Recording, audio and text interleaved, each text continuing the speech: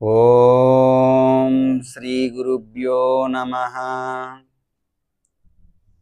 అందరికీ నమస్తే అండి. మనం భగవద్గీతలో నుంచి రోజుకి ఒక శ్లోకం, ఆ శ్లోకం యొక్క అర్థం తెలుసుకుంటున్నాం కదండి.